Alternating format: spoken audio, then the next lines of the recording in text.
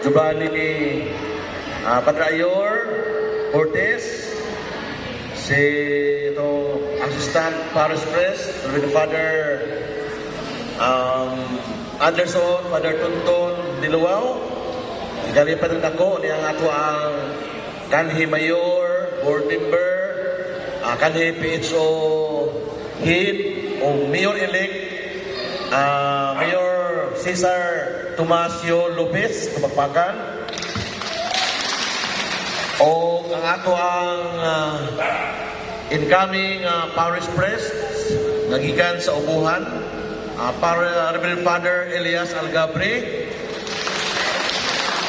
naba ninyo usab si Reverend Father Romeo Barcelona, wapa.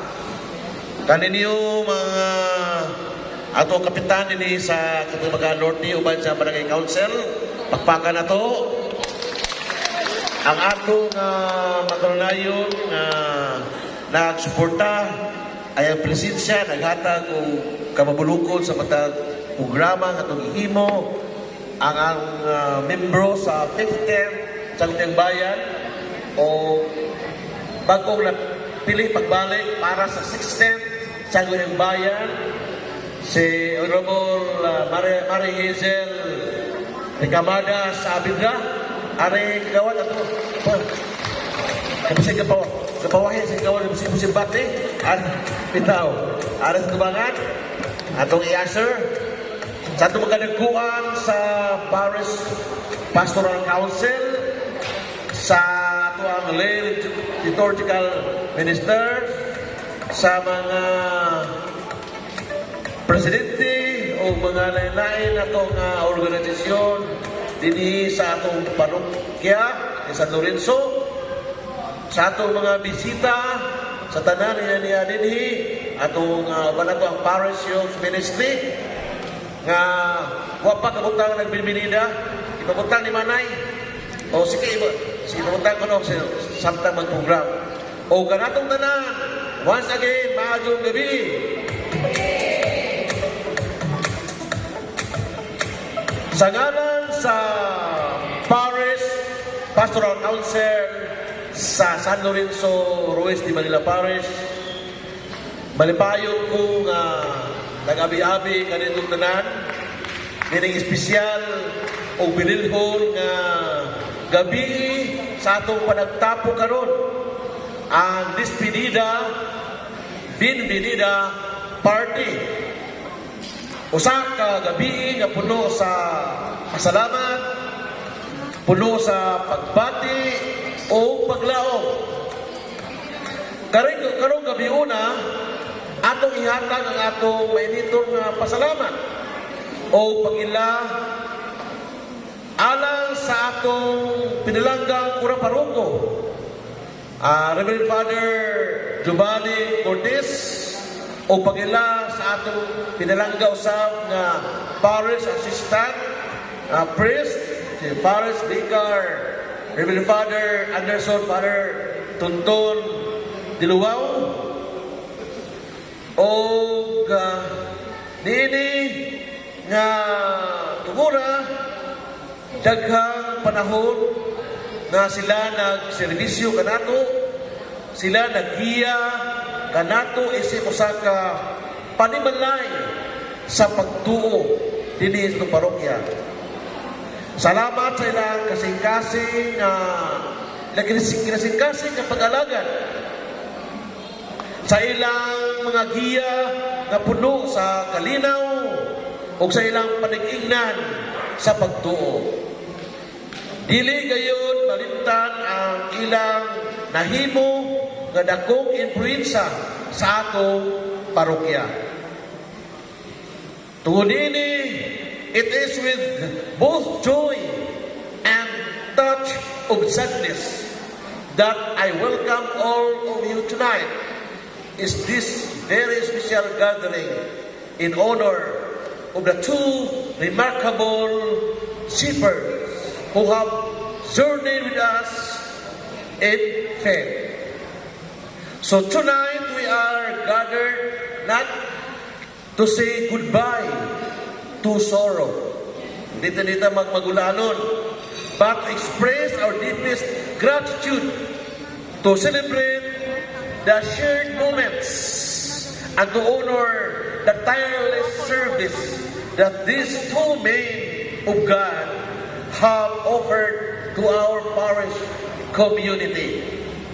Though through their dedication, prayers, leadership, and compassion, they have touched our lives and inspired our faith in ways that will never be forgotten. Kining panagtigom usa ka pagpatuon sa atong pagpasalamat, sa atong pag-ila o paghandom sa ilang matinuoron nga pag-alagad o pagserbisyo o paghatag sa ilang kaugalingon alang sa kalambuan sa atong parokya. Uban sa ilang espiritual nga giya, mga pulo nga puno sa pamalandong o walay kapoy nga suporta ilang napalig-on ang atong komunidad isip usa ka panimalay sa pagtuo o panimalay sa Ginoo. Dinilalim ang pagpanamilit, di ba? Apan ang tanang sinugdanan aduna po'y kahumanan o katapusan. Mao na nga dito magulanon kundi malipay ta aron atong suportahan ang ilang pagtuman sa ilang misyon, pagpadayon diya sa pag-alagad sa mga pargano. Og samtang kita daw magulanon, muratag naluya tungod kay anatay despedida, sa mini despedida. Sa Bisaya na pagpanamilit sa ato ang mga kaparian nga nahimo ng tipig o kabahin sa ato ang kalambuan, dili lamang sa parokya, kundi sa ato matagapilya o ilabi na sa panimalay.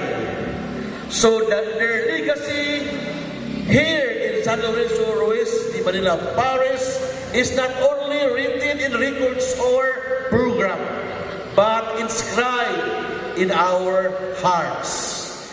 In the liturgies, they presided, the sacraments, they celebrated, the homilies that move us, and the simple, quiet ways they walk with in our joys and struggles through the years. So, they may be sent now to new missions. Their presence will always remain part of the story of our parish. And tonight, we give thanks to God for the gift of their presence and ministry. Let this evening be a celebration of friendship, faith, and lasting memories. So, sabta kita manamilit sa duha nato ka pinalanggang mga pare, kita usab magadawat with open hearts sa atong bag-ong parish priest sa si Reverend Father Elias Algabri atong pagpakan.